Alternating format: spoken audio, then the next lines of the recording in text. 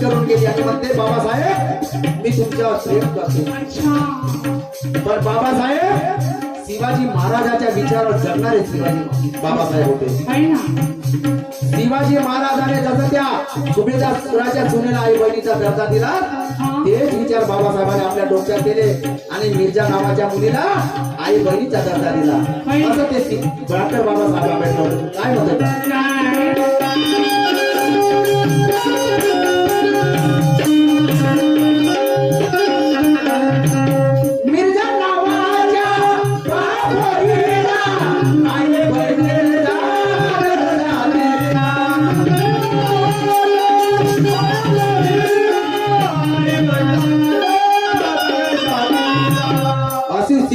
शिवाजी महाराजाची होती त्याच्यानंतर ती शिकवण बाबासाहेबाची होती।